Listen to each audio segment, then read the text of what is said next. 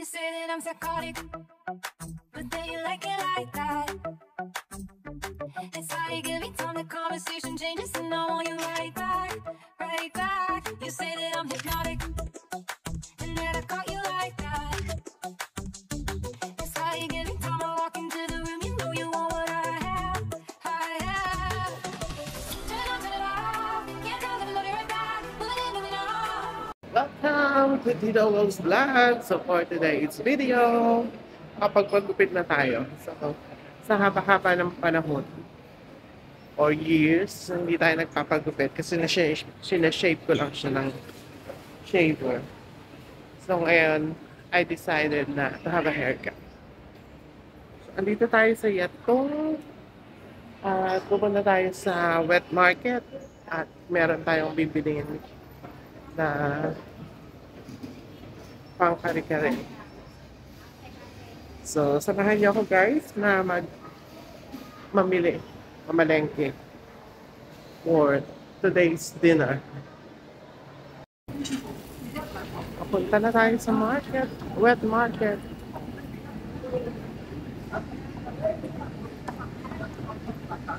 Tayo mamamalengke sa wet market.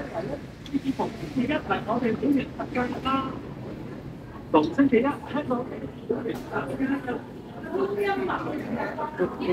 snacks. Ito na mga puto na.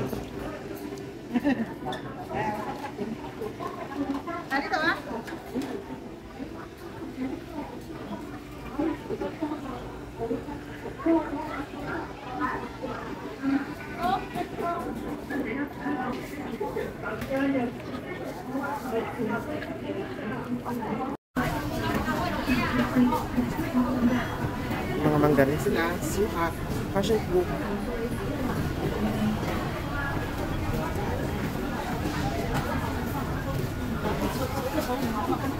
Strawberries. Kaya. May nakabasket na yan. May mga fries. Dito tayo bibili sa frozen goods kasi kailangan natin bumili ng tripe pang kare-kare. May nakakala-marinate din sila.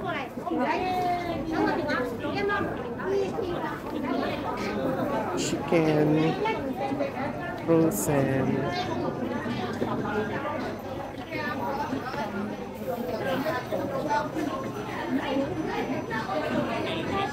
Yun ang ating bibilin, tripe. So yun nga guys, nakita na natin yung ating bibili na tripe ng baka. So yan yung ating gagawin pang kare-kare. So for tonight's dinner, gagawa tayo ng kare-kare. At next week naman ay birthday ni Lance, yung aking apo sa pamangkin. So hindi ko pa alam kung anong ganap. Mamayang gabi siguro pag-usapan kung ano yung magiging ganap sa birthday ni Lance.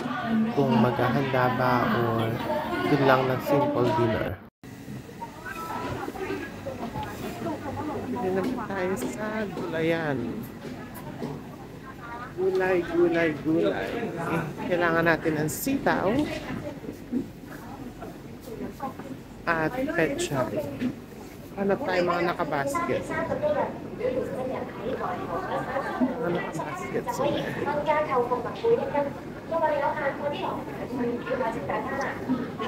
Sitaw, pechay.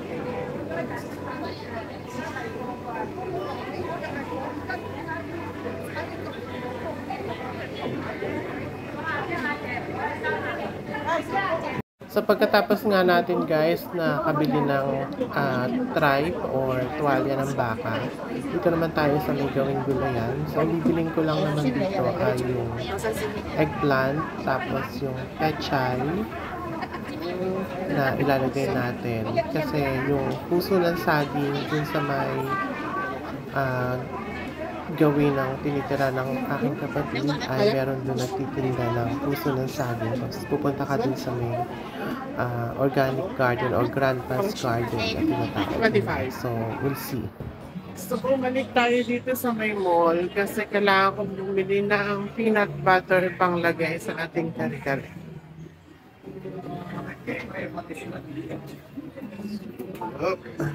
Dami nila mga tindahan. Hanap tayo ng tindahan kung saan tayo makakuha ng kare-kare. Ay, kare-kare. Tindahan ng peanut butter. Dito get the peanut butter.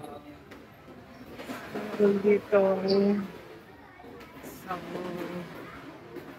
tindahan na hanapin natin.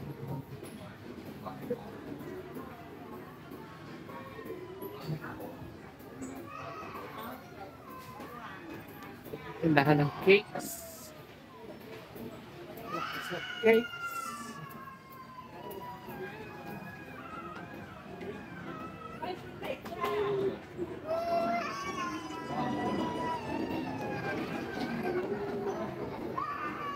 Mga dry goods. Dilis.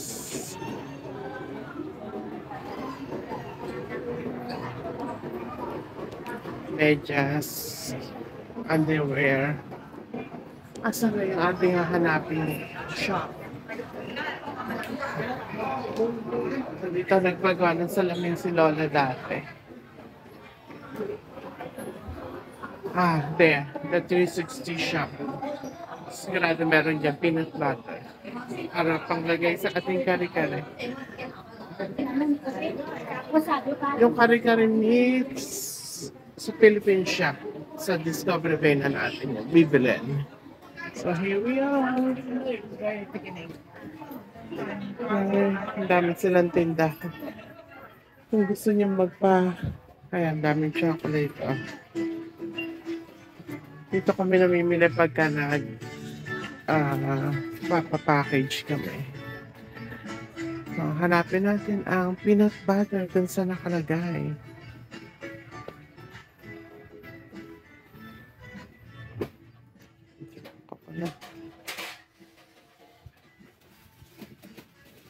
Where is the peanut butter?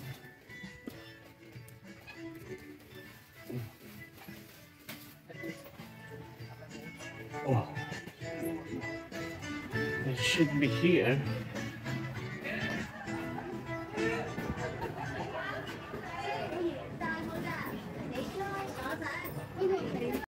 So guys, nakauwi naman na tayo. So pagdating ni kapatid, meron siyang dala-dala. Binigay nung kaibigan niya. Ito yung plancha, tas vanity mirror na ibinigay sa kanya. So yung mga residente dito pagka medyo luma na or ayaw na nila ng gamit, pinamimigay na lang nila. So makikimarites tayo si Maha. May ka-chat na jowa niya. Pakat si lola mo. So, ganyan lang yung mga ganap namin, guys, pagka off namin. So, may magluluto ng dinner, minsan potluck, tapos kasama na yung inuman ng konti, kasi yun lang naman yung time namin para mag-bonding pagka weekends sa off namin. Si Stacy bagsak na, napagod ng sobra. So, yan, pinapakita niya yung kanyang mga na freebies. So, yun lang guys ang ganap. So, ayan, nakaluto na tayo ng kare-kare. Ayan si Monet, super lapang. And then, inom muna kami ng konti. Nakapag-dinner na kami dyan. So, si Monet, late na nakarating. So, humabol na lang siya. So, ayan si Ate Shirley. So, ganyan lang guys. Meron kasing, ito naman si Jacqueline, my sister-in-law. Meron siyang atinan na kasal tomorrow. So, naglalagay siya ng ka-artihan sa PES. Hindi ko alam kung ano yan. Paki-comment nyo na lang sa comment section kung ano yung panglagay sa mukha na yan. So, hindi siya makapagsalita nung pagkatapos inilagay yan kasi mahirap yatang magsalita kasi nakadikit masyado sa kanyang PES.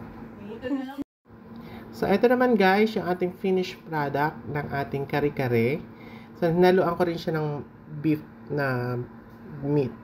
At eto na guys, ang birthday celebration ni Lance, sa 3rd birthday niya. So ngayon lang sila naghanda ng bonggang-bongga kay Lance sa kanyang birthday. So usually ordinary dinner lang, pansit, ganun, konting salo-salo. So this time medyo binonggahan, tinodo-todo ng konti. So, ayan yung mga handa. Ang nagluto ng mga ulam at nag-prepare ng mga pang-barbecue is yung kanyang tatay, yung tatay ni Lance, yung aking pamangkin sa pinsan. So, meron kaming balingit na barbecue, meron kaming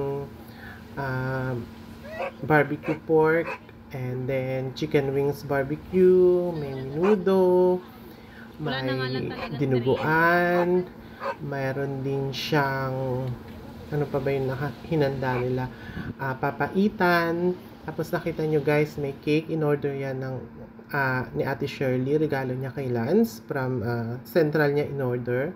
Cocomelon yung team kasi mahilig manood si Lance ng Cocomelon. So meron din mga fruits, meron din putong puti, may biko, ano pa ba yung mga dessert namin, may banana cake or banana bread, meron din